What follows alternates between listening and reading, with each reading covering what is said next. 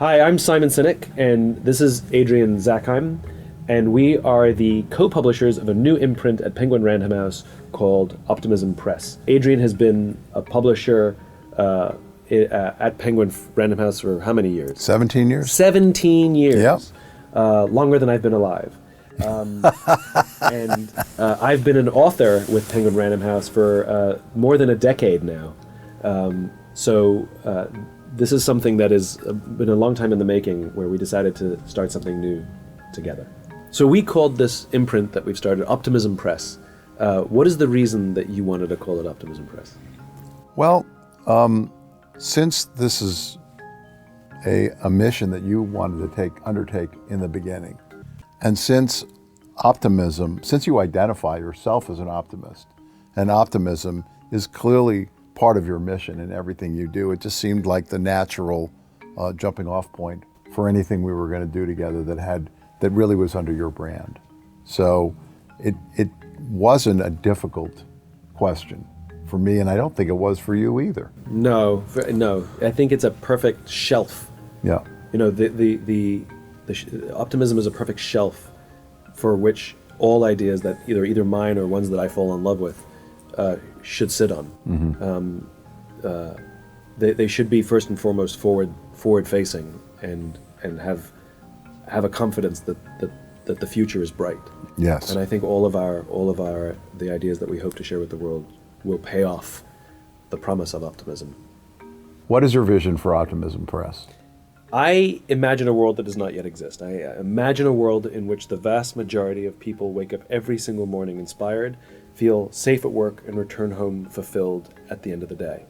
I've completely devoted my life and career to trying to build this world, and one of the nice things about my journey is that I have the opportunity to meet some wonderful people who are contributing to building that world. They're running organizations, they're inside organizations, they're leaders, they're all sorts of people, and some of them have ideas that I believe are so significant that the rest of us need to know those ideas. And so for me, it was so exciting to have the opportunity to form my own imprint with Penguin Random House, that we have an opportunity to introduce the rest of the world to the people and the ideas that I think are essential pieces of the jigsaw puzzle to help build that vision. And what gave you the idea to work with Penguin Random House in the first place? Well, you've been my publisher for all my books, and you and I have known each other for over 10 years now, over a decade. I think it's safe to say that we do good work together. I could not have written any of my books without you. And it's become more than a business relationship. It's a true friendship and a true collaboration. And I trust you immensely, and I trust your judgment, and you are extremely good at taking good ideas and making them into great ideas. And so when I had this idea to form the imprint, there's quite frankly no one else I'd rather partner with to help do it, because we will find good ideas and we'll make them into great books. And in fact, there were books before the imprint that we collaborated on, not your books, but other writers, many of which were quite successful, and we had fun doing it. It's true. It's true. It's true. We have helped. We have done things together under different imprints, and it worked out well. So it was we had precedence. This was low risk for you and me, because we knew what to do. We knew we could work together. So what was the reason you wanted to do an imprint with me? Well, it goes back to the same question. We had worked together on books that you had found in your travels, and several of them had worked out really well and introduced me to some fantastic writers and thinkers. And so when you said, why don't we formulate a strategy together and do this in a sort of planned way instead of just by lucky accident, I jumped at the opportunity. It seemed like a fantastic chance to do some great publishing. I think one of the things that people don't realize about our friendship is that a lot of the risks that we take aren't actually risks for us. I think you and I see a lot of the things we do as no-brainers. We have common cause, and we know how to work together. And I think other people, when we say we're going to do this, people go, but we go, no, it'll be fine. And we've had it. It's worked out okay. Knock on wood, yeah. On wood. So far, so good. Yeah, but yeah. It's been fun. Simon, what do you hope to achieve with the new imprint? I know that my ideas are a piece of a bigger jigsaw puzzle, my own books.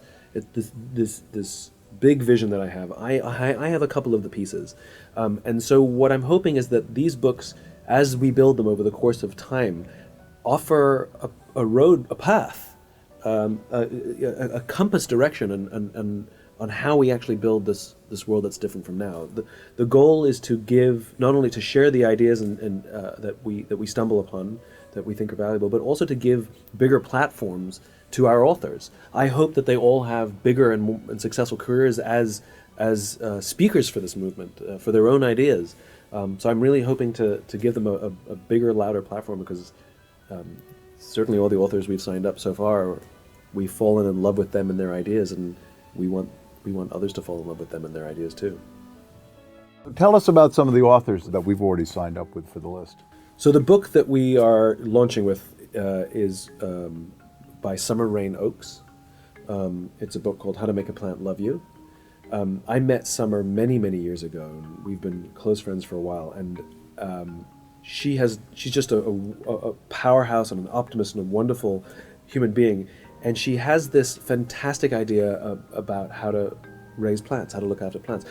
She's been featured in the press multiple times because she has, I don't remember, 600 plants in her New York City apartment, in her Brooklyn apartment, and I've been there. I think it's up to 700. It's up to 700, yeah. And it's an amazing place to visit. You sort of move the vines out of the way to wash the dishes. It's really fantastic.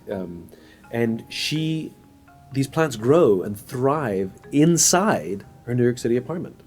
And it's because it's not by luck. It's because she understands the plants, and she understands where to put them and how to nurture them. And so the way we treat plants is we see a plant that we think is pretty, and we think, ooh, it would look nice over there on that coffee table, and we buy the plant, we put it on the coffee table, and the plant dies. It's because we bought the plant that we wanted and put it where we wanted it. And the reality is you have to know where the plant wants to be, not where we want to put it. And you have to put it in the place where it's more likely to thrive. What I love about Summer's work is it's a metaphor, because we do that with people. We take somebody, we put them in the job that we want them to do, and then we get frustrated that they don't succeed, and so we move them and they don't succeed again. But we never actually think to ask, where would they naturally thrive? What environment, what position, what job should we put that person in so that they'll do well? Though yes, on one level, Summer's book is actually a wonderful book for people who want to know more about how to look after plants. But there's really a very important and deep-seated message contained within this book about how to treat people. Mm-hmm. It's a big metaphor that if you learn how to take care of plants, how to make a plant love you, you're actually learning how to make people love you, how to make people fall in love with their jobs and each other. It's just a wonderful, and it's so full of depth. And she's such a talented writer. I couldn't think of a better book that I'd rather introduce the world to our imprint with. We're also publishing a book by Bruce Deal called Trust First. As you know, Bruce runs an organization called City of Refuge in Atlanta, Georgia, and I don't know how to put it, he saves people, to put it mildly.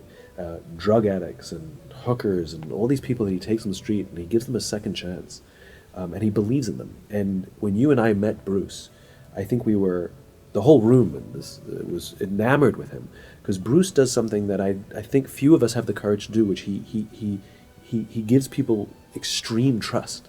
He takes somebody who the rest of society would say is unworthy of our trust, and he trusts them as if they were old friends or family. And what he has learned is that when you take the risk to trust people, they rise to the occasion, and they're able to transform their lives. They're able to transform their path into one that is more positive for them and those around them. And though it is a remarkable story about trust and what Bruce is doing, it's an extreme version of a lesson I think we could all learn. I think few people, and I don't think we'd ever recommend for anybody to trust the way Bruce trusts. I think that's a whole another order of trust. But if we could learn to trust better than we do now, to take the risk to trust people more than we do, to learn from Bruce's example, I think it makes for better organizations, and it makes for better collaboration, better work environments, better cultures, better society, better friendships. Talk about inspiring. When I brought Bruce and Summer to your attention, what's the reason that you also said that we have to do these books? Well, I examined our earliest conversations about this program, which was to seize an opportunity to identify voices that were inspiring in some way, that inspired us to operate on a higher level. In the case of Summer, yes, as you said, it's about plans, but it's really about living life at a higher level and enhancing life.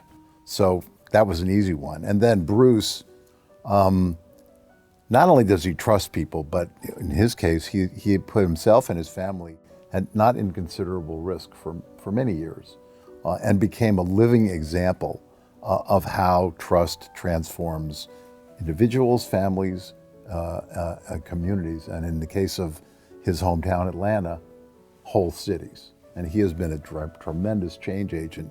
So on every level, that book, and he himself personally, is a source of huge inspiration, and I think will change lives.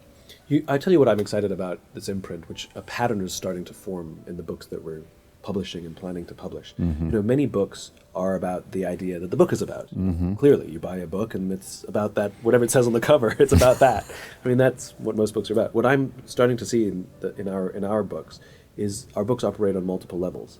There's the idea set that you'll read in the pages, and then there's an underlying idea as well.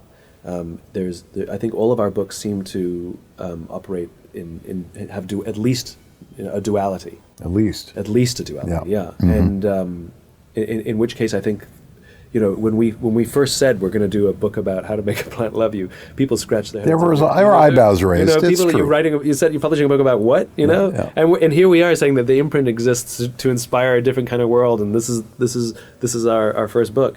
But I think that's correct. I think a lot of our books will be unsuspecting to when we announce what they are, but they fit our strategy, and they're I think a lot of them will be metaphors, frankly, and have those dual messages. I'm really, it's exciting.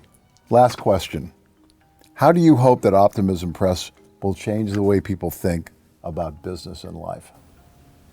One of the things that I think all of the work that I'm interested in does is it challenges people's perspective of how they think the world works. And it forces people to examine their own preconceptions and some of the things that we are even told are just the way the world works. I'm hoping that in total, all of our work in some way, shape, or form challenges at first and then changes people's view of how the world works, but also what is possible. I think if we read all those books, I think we will all be changed. We will all be slightly different because of it. Everybody used to believe the world was flat at one point until it wasn't.